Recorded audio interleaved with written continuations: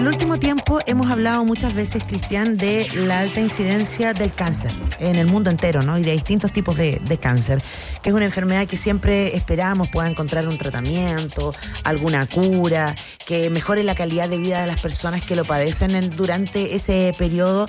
Pero hay un tópico que no lo hemos tratado porque se habla poco en general y tiene que ver con la sexualidad. Sí, claro. ¿Qué pasa, por ejemplo, con los tratamientos oncológicos y la sexualidad durante ese proceso?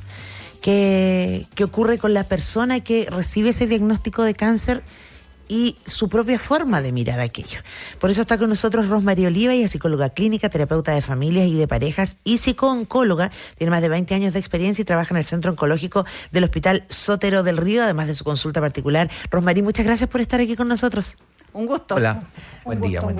¿No sigue costando hablar tanto de sexo y particularmente en una circunstancia como esta?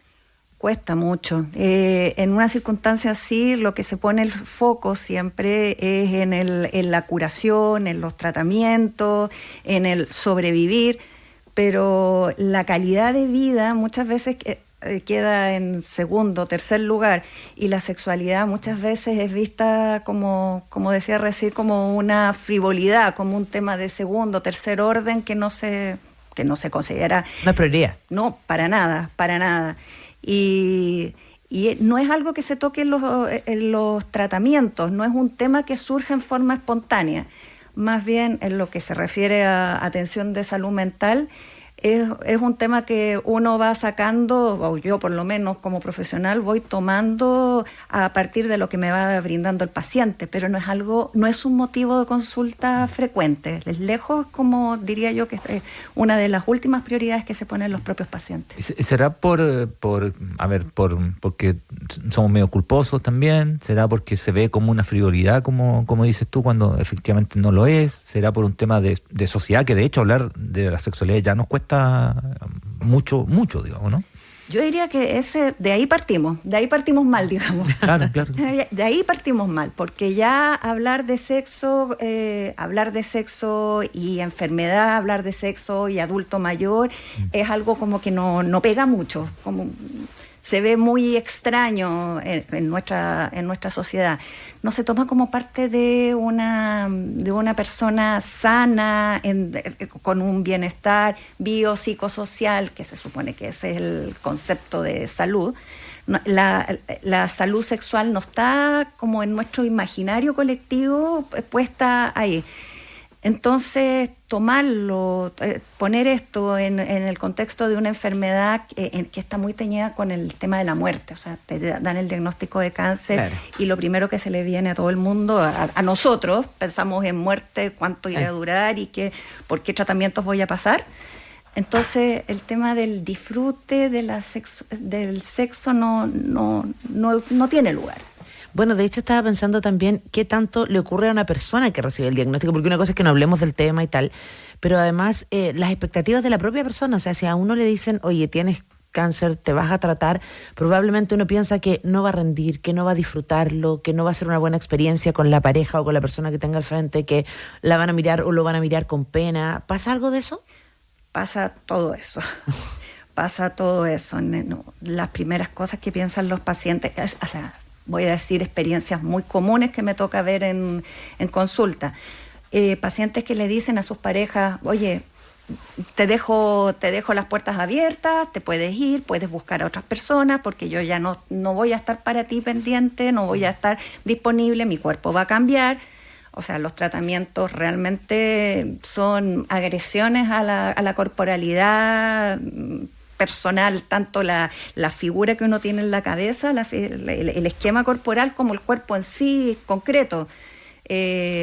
Hormonalmente, uno está intoxicado con tanto tratamiento, está súper mal tratado. No tiene energía, además, ¿no? Exactamente. Entonces, también, y hay tratamientos específicos que hormonalmente te quitan la libido.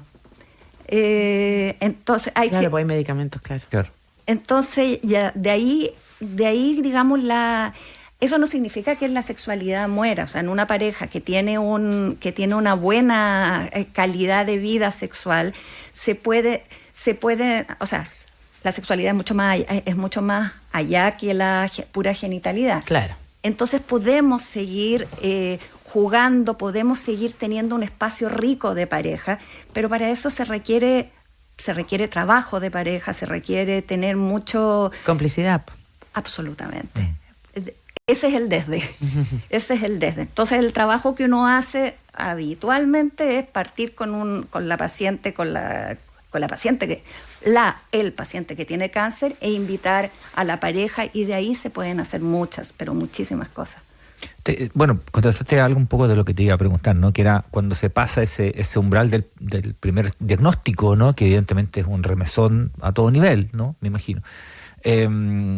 La idea es acercarse a lo que era lo cotidiano, no sé si, o a la propia dinámica de las parejas, llegar a eso. ¿Cómo hacerlo, digamos, ¿no? Porque efectivamente la pareja tampoco es la misma, porque viene un remesón, y cuando hay un remesón hay que acomodar las cosas, ¿no? Tomarse su tiempo, entender de que se puede volver, no sé, ¿cómo? No somos los mismos, tenemos que conocernos de nuevo. Claro.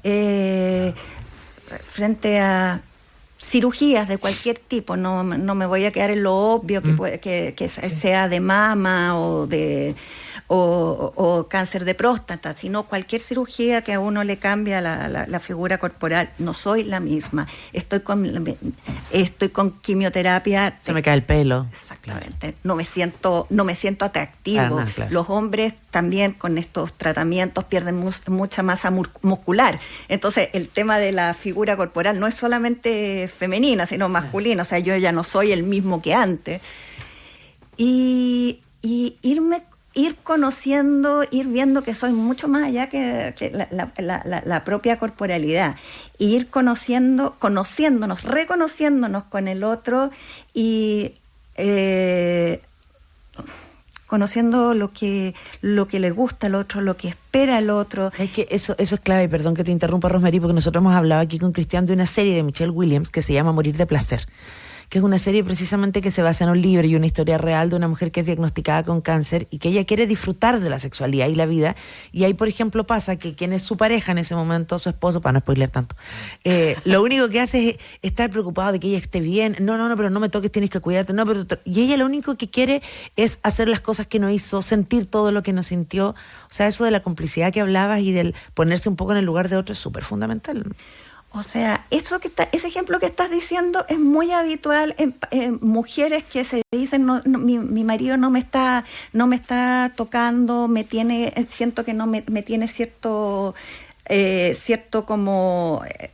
asco, incluso me han dicho, y uno cita al marido y el marido lo único que quiere es cuidarla, tiene miedo de que si la toca tocarla, se va a romper, se va frágil. La ve súper frágil. Entonces, frente a eso, bueno, he tenido algunas experiencias preciosas, cosas que me han contado pacientes que uno ve que muy deteriorados físicamente y que he tenido el honor porque es un honor que a uno le compartan una vivencia tan íntima, de que cómo se han reencontrado en una sexualidad tan mágica de sencillamente acariciar y conectar. Sí, eso es. Exactamente. Se puede producir a lo mejor ideal, ¿no? No sé, pero estaba acordando un buen amigo que le pasó algo similar, ¿no? Y que él siempre comentaba, grande, una persona grande ya. Su señora falleció lamentablemente, pero él, cuando viene el diagnóstico y todo, él me acuerdo que dijo algo muy bonito alguna vez, ¿no? Cuando su señora falleció, de hecho, que se había enamorado de nuevo, ¿no? De su esposa, y estuvo casado 40 años, digo, pero se había enamorado de nuevo y él sentía que ella también. Ahí hay una cosa muy bonita, ¿no? De que se puede volver a... Se emociona igual uno, pero volver a enamorarse de la misma persona, incluso en las circunstancias más catastróficas. Ella no tenía vuelta, no. El diagnóstico médico era irreversible. Y cuando la despide dice que se enamoró de su mujer de nuevo. Sí, eso lo he visto.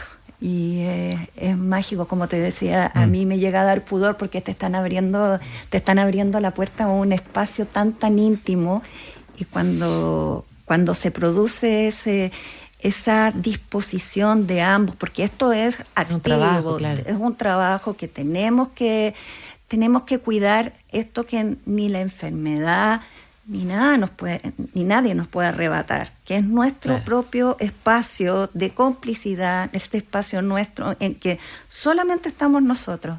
Cuando hay disposición de hacer ese trabajo, sí, experiencias como la que acabas de contar me ha tocado ver más de una vez y es muy, muy hermoso. Estamos conversando con Rosmery Oliva, psicóloga clínica, terapeuta de familias y de parejas y psicooncóloga. A propósito también de este tipo de situaciones, se deberá, me imagino, dar la otra cara de la moneda, ¿no? Que de pronto haya personas que no encuentran en su pareja esa complicidad, esa comprensión, y a lo mejor no se sienten bien en algún momento físicamente y la otra pareja le exige, porque la ve bien o lo ve bien, que entre comillas sigan manteniendo una vida sexual como si estuvieran en las mejores condiciones ambos, ¿no? ¿Qué pasa ahí con eso, con el tratamiento multidisciplinario que tiene que recibir finalmente hasta la pareja, no solamente el paciente o paciente? Mira, sí se dan esas situaciones y tal como lo que estás nombrando tú, esto es, evidentemente hay un problema de empatía, hay un problema que raya en el maltrato. Sí, claro. Y que es necesario abordar, digamos, desde el autocuidado de la paciente, de nuestro consultante, porque, cuando se dan esas situaciones habitualmente no terminan bien. O sea, nosotros vemos muchas separaciones, muchas situaciones de abandono del paciente también a partir de la enfermedad. Y esto es una realidad bastante triste. En situaciones como lo que estás nombrando tú, lo primero es autocuidado. El cáncer invita como pocas enfermedades a centrarse en uno, porque como es un tratamiento a largo plazo, en este momento uno tiene que centrarse en lo que y parar la vida, digamos, por todo lo que exige el diagnóstico, el tratamiento. Entonces tiene que centrarse en uno, y parte del autocuidado, centrarse en uno, es poner límites hacia los otros, poner límites de lo que yo puedo, de lo que yo quiero, y decirlo, pues, lo que uno necesita. Claro. Sí, en ese sentido el cáncer es una de las pocas enfermedades, o no sé, pero es donde yo me he especializado, claro, que brinda la posibilidad de hacer un aprendizaje, centrarse en uno y centrarse en uno de verdad, y ya dejar de correr tanto como es el día a día. Entonces, eso. Requiere de todos, pues, ¿no? Disposición de todos. Autocuidado, eso es lo que... ¿Cuánto influye en estas conversaciones, ¿no? Esta imagen que todavía existe para mucha gente, pese a que médicamente ha avanzado montones, de relacionar cáncer con muerte, ¿no? A uno le dicen cáncer y como que la relación es con muerte al tiro, pese a que los pronósticos son bastante mejores que en otros tiempos, son más alentadores, pero sigue siendo una enfermedad grave, sin duda, ¿no? Respecto a que estamos hablando de sexualidad y de muerte, que son dos cosas que socialmente no hablamos, nos cuesta hablar, digo, ¿no? Sí, son dos. Sí, hablar de muerte, enfermedad, deterioro, y hablar de sexo estamos hablando de puros conceptos súper complicados, claro, en la sociedad occidental. Y que uno entiende como incompatibles incluso, ¿no? Absolutamente. ¿Cuánto se ha avanzado al respecto? Yo diría que falta mucho, falta muchísimo. Eso yo lo veo día a día cuando como las y los pacientes reciben la noticia y reciben la vista de los otros, o sea, la visión de pobrecito, oye, ya va a pasar, o que no te preocupes, te ves igual bonita con pelo, sin pelo. Si bien hay muchas palabras muy bien intencionadas, así como en los funerales, digo yo, que se dicen tantas buenas palabras de buena crianza, pero que esto fue mejor, pero que le cae pésimo al paciente. Estamos muy poco entrenados para hablar de... Absolutamente. Muy poco para ser empáticos incluso, con cualquier persona. Sí, pero pésimamente entrenados. Muerte, enfermedad y sexo son... no se habla, no se aborda. Te lo llevo a tu pega, digamos, ¿no? la importancia de estas conversaciones psico-oncológicas, desde también, perdón que personalice, pero bueno, un mejor amigo murió de cáncer este año. Y sus chicos jóvenes, digamos, 17 y 14. Uno los veía con una templanza, la familia también. Ellos hicieron terapia psico-oncológica, todos. Claudia, la señora, los chicos. Y cuando el Marce se fue, cuando el amigo se fue, ellos comentaban, y de hecho lo dijeron ahí, lo relevante que había sido para ellos esas conversaciones que duraron años, ¿no? Y estábamos afectados nosotros, era como los que veníamos más de afuera, que éramos amigos de chicos. Esa conversación permanente, psico-oncológica, cuando ellos comenzaron, no sabían para dónde lo que iba a pasar, ¿no? Presumían, porque el diagnóstico era muy malo. Y les ayudó montones. ¿Cómo abordarlo? ¿Qué sugerencia, recomendación se puede hacer de este tipo de terapias, ¿no? Mira, voy a hacer como una contextualización. Vivimos en una sociedad en que huimos de la angustia. Hablar de estos temas, muchas veces la gente se espanta, o sea, en el sentido de que ¿para qué tocar? No se lo recuerdes, ¿para qué le recuerdas para qué hablas de que está con cáncer o para qué hablas de que falleció la mamá, el papá? Porque se lo vas a recordar y le va a dar pena. Y ya de ahí partimos mal. Las conversaciones hay que tenerlas. Es lo más saludable que hay el poder hacer circular todos estos miedos que tenemos, todos estos dolores, el poder compartir. Uno sana en comunidad, no sana solo. Entonces lo que tú estás planteando, así cómo poder hacer, el haber tenido estas conversaciones en familia, es en el fondo el compartir la angustia, metabolizar la angustia en comunidad, en grupo. Pero lamentablemente, en términos, yo lo veo con los duelos,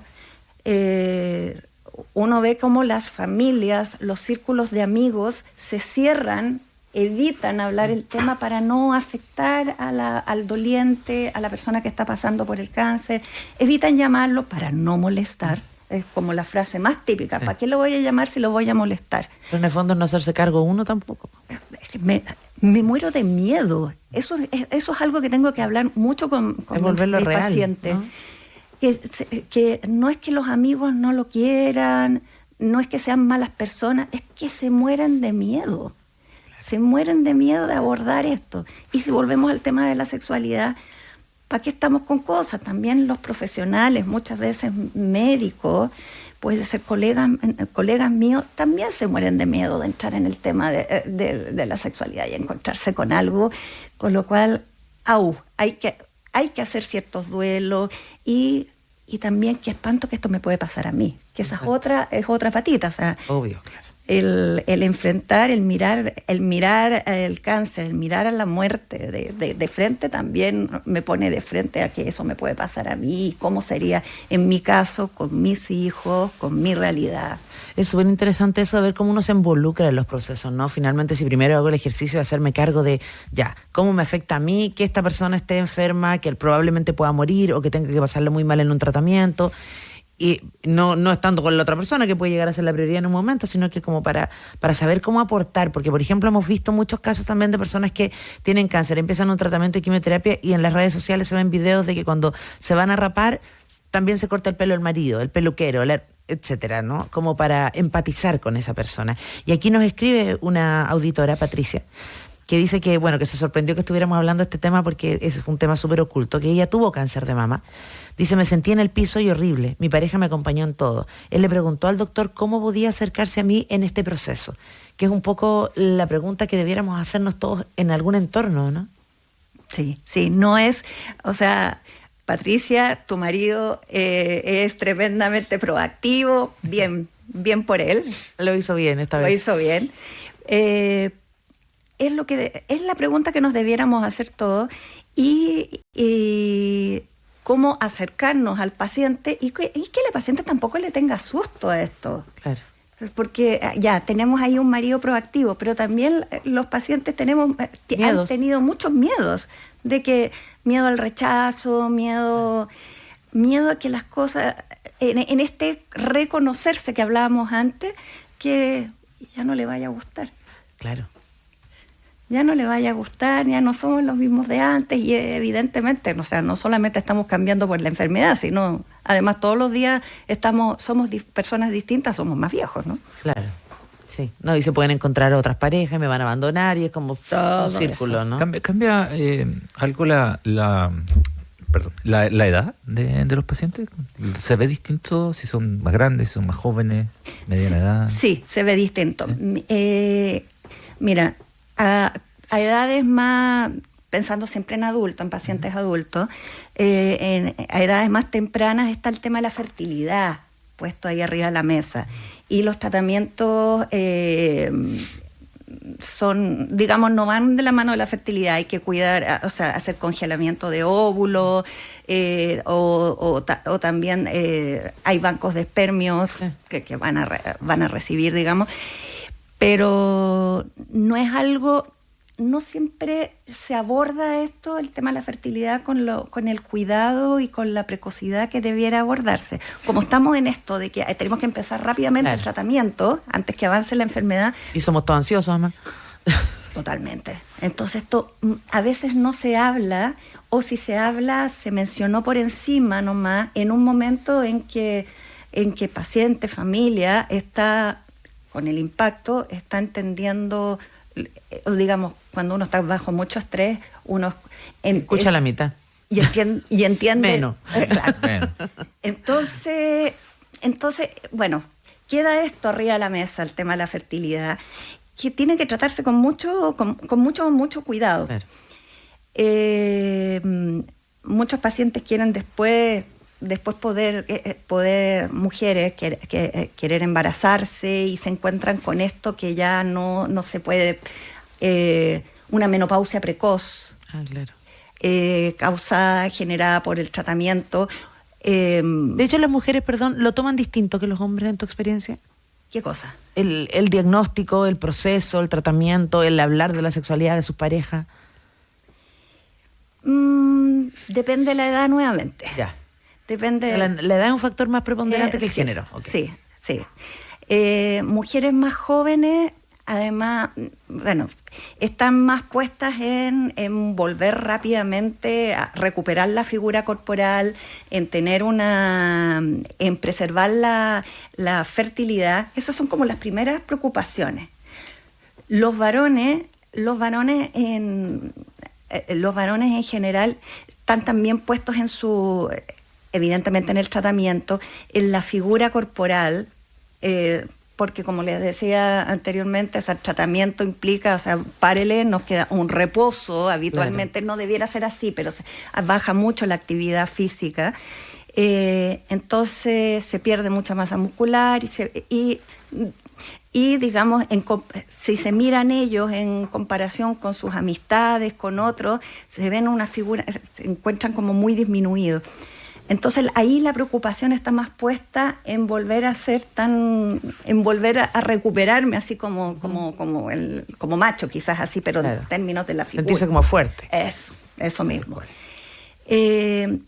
Con personas mayores ya este tema no influye tanto, pero sí cuando hay pareja ya. Bueno, tanto si están con pareja o sin pareja, está el cuidar el espacio, cuidarse uno, el mirarse uno, si seré yo atractiva para otra persona, podré yo iniciar una relación con otra persona. El rendimiento sexual, me imagino también. Pero ¿no? Por supuesto, más en hombres. Claro, porque ahí el tema de la disfunción eréctil debe ser muy frecuente, muy, muy frecuente. Y en mujeres el que si voy a gustarle, obvio. Voy a ser atractiva. Voy a lograr generar excitación y todo lo que puede conllevar un acto sexual, claro. Exactamente. Con las conversaciones se genera esto de destrabar, de hecho, a ver, como la atención, ¿no? Como presentar los temas sobre la mesa desde la sexualidad o otra cosa. Te lo pregunto por, primero, el factor anímico, cuánto influye, efectivamente, cuando se destraba esto y uno puede como volver a tener ánimo, y cómo se gatilla quizá, y te debe haber pasado un montón de veces, el sentido del humor incluso, ¿no? Te iba a decir eso, justamente, el sentido del humor, pucha que ayuda. O sea, esa es como mi herramienta número 1. Quitarle la seriedad pues que aquí estamos teniendo un poco al hablar de esto y reírnos un poco. La verdad es que mis sesiones son de mucha risa y de mucho llanto. Así aquí nos hemos emocionado un poco hablando de esto. Con mis pacientes. Pasa lo mismo. Sí, mucha emoción, mucha risa. La risa rompe hielo, además. Sí. O sea, sirve para todo, siempre. Totalmente. Romper hielo, una forma inteligente de decir las cosas también. Exacto. Y hay una complicidad, o sea, no sé, las parejas se ríen, o sea, no sé, yo lo veo como algo primordial, digamos. Absolutamente, O sea, si sí. te reís Te con conecta tu más pareja incluso, a carcajadas, pues. digamos, no sé, por suerte pasa, pero te reís a carcajadas con la pareja, ¿no? Pero es que estamos hablando de complicidad, eso es complicidad, Eso. poder reírnos de lo bueno, lo malo y lo feo. Ponerle picardía. Uy, no lo Las voy a... tragedias pueden ser una fiesta, dicen Exacto. los chanchos en piedra, ¿no? Exactamente. Las tragedias pueden ser una fiesta. Y sí. ¿Estás acordando de Es que alguna me historia? acuerdo de muchas cosas que no puedo decir ahora. Pero usted imagínesela en su casa, Oh, pero póngase pasa. pícaro, pícara. Pasa. Sí. Ocurre. Oye, qué importante lo que hemos podido Oye, conversar buena para conversa. desmitificar un montón de situaciones, para entender cuáles son los roles que debemos cumplir cada uno si nos toca enfrentar una situación así, y para entender también de pronto lo que puede pasar en el entorno, ¿no? Cuando uno tiene un amigo, una amiga que con su pareja está pasando aquello, cómo ponerle oreja también y cómo poder aportar. Por favor, hijos a sus padres. También. Hijos a sus padres, que por mucho que uno diga, mi papá jamás no tiene... pero hay que respetarle y darle espacio para su espacio de intimidad. Estoy hablando padres cincuentones, hijos... Claro. Adolescentes, claro. Exactamente. Ya. Déjenlos pololear. Por favor. Y los padres y madres tienen sexualidad. Exacto. Y Sépanlo. bueno, y los abuelos también, lo Los hemos hablado abuelos más de alguna también, ocasión aquí, así que también. ojo. Ya ahí la No sexualidad solo tiene- ustedes, es un amplio jóvenes, abanico. Tal cual. ozuelos. Rosmarie Oliva, psicóloga clínica, terapeuta de familia y de pareja psico-oncológica. Además, trabaja en el Centro Oncológico del Hospital Sotero del Río, donde me imagino hay harto tratamiento de eso. Ahí ya pasamos el dato para que puedan ir para allá. Muchas gracias por haber estado con nosotros. Un gustazo. Gracias, Romero. Recuerden que esto queda en Spotify y en las redes de ADN para que lo vuelvan